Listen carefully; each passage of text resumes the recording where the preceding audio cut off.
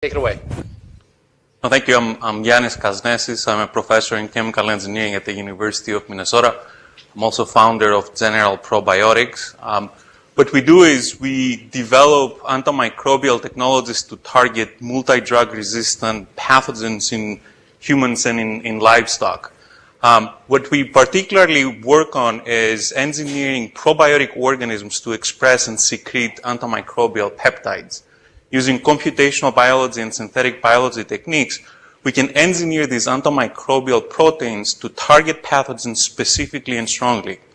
We use probiotic organisms that are safe to consume, are bile-resistant, and can reach the gastrointestinal tract of hosts. So we really use probiotic organisms as the production factories and the delivery vehicles for these antimicrobial proteins. We have shown in animal studies that we can eliminate vancomycin-resistant enterococci with our antimicrobial probiotics in mouse models or salmonella in poultry models. So this is technology that is being funded right now with a phase 1 SBIR grant from the National Science Foundation, and it is covered by 2 patent applications by the University of Minnesota. Indeed, what we're trying to do is establish a platform that we can use to launch different kinds of antimicrobial probiotics targeting different pathogens in various hosts.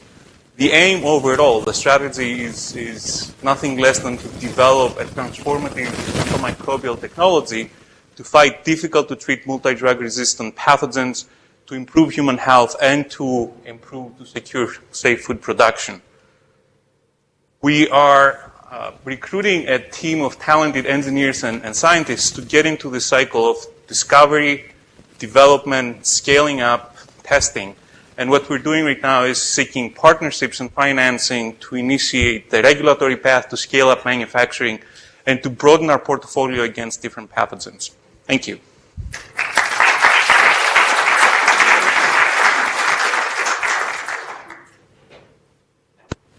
So I'm assuming this, or is this regulated by the USDA in terms of getting into and you have a plan there to address that? So the first entry point is to use antimicrobial probiotics as preventive measures in the feed.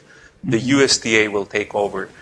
If we are successful, the next step would be to have a label for treating pathogens in poultry and in livestock. The FDA will take care of that. And then when we go at a different scale up for human use, certainly it is the FDA's purview to license this. Thank you. So this just follows up that since this is a GMO, in essence, it's a little more than, it's a absolutely fortified probiotic. And does that introduce complications with the FDA, even at the earliest stages? So in principle, genetically modified organisms are indeed legal to be used as therapeutics, as live therapeutic products. There are additional environmental assessment tests besides the test of efficacy and safety that one has to undertake in order to get approval from the FDA.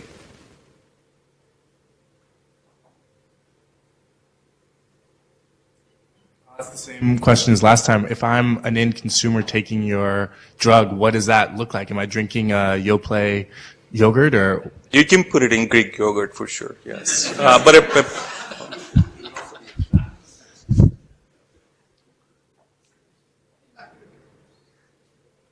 you have data in terms of targeting? You mentioned you could target various organisms specifically. Yes. Questions. How is that generally done? And 2, do you have data in animals showing that you can target a specific bacterium rather than potentially disrupting the normal flora? So we want to target salmonella in poultry, right? We're going to identify peptides that we know target salmonella. We're going to engineer and optimize these peptides to target salmonella specifically. In the poultry animals that we have run, indeed, we see that salmonella can be eliminated by 97%, while at the same time, for the birds that have been treated with salmonella, have been silenced with salmonella, we see no change in the microflora profile between the treated and the untreated birds with our probiotics. Can the bacteria evolve to evade the antimicrobials? Yes, in principle they will, as with any therapeutic treatment. What we do right now is use 2 or 3 antimicrobial peptides in polycistronic constructs, peptides with different mechanisms of action so that we can suppress and mitigate this risk.